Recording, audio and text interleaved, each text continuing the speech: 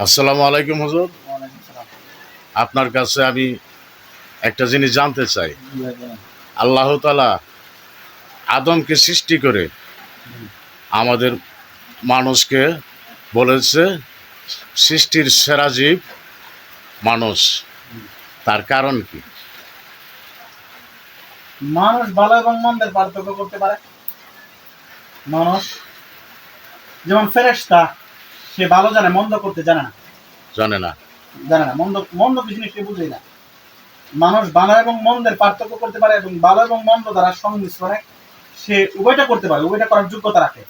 এই জন্য আল্লাহ পাক মানুষকে উত্তম সৃষ্টি বলছেন, সেরা জীব বলেছে। সেরা জীব বলছেন।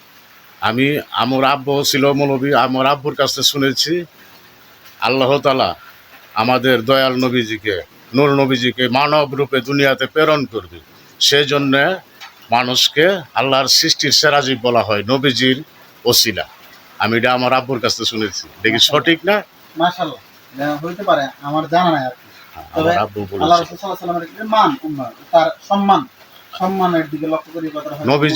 মাশাআল্লাহ, নবীজির সম্মানে মানুষের সেরা জীব বলা হয়েছে। মাশাআল্লাহ। হ্যাঁ, অবশ্যই, আমরা তো এমনিতেও সেরা উম্মত, নবীর সেরা উম্মত। সেরা উম্মত। আমরা তো আল্লাহর নবী আছে, সমস্ত নবীর সেরা উম্মত, সমস্ত নবীর উম্মতের মধ্যে সর্বোত্তম উম্মত আমরা। আল্লাহ তো এমনিতে নবীর সম্মানে আমাদের মান মর্যাদা আল্লাহ পাক বাড়াইছে।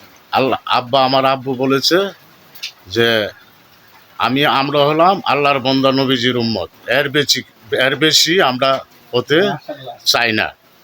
আমরা নবীজির সাথে তুলনা দেওয়ার, আমরা মানব হয়ে নবীজির সাথে তুলনা দেওয়া যাবে না কোনো নবীজির সাথে, আমার আব্বু বলেছে।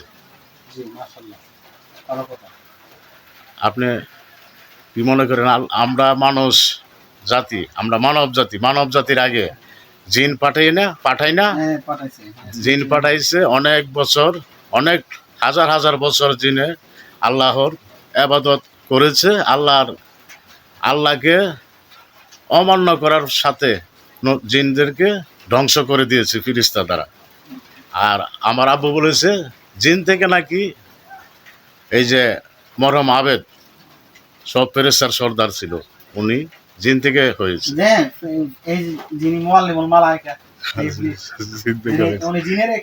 জিনের অংশ থেকে হয়েছে। ঠিক না হুজুর? ঠিক আছে। আসসালামু আলাইকুম।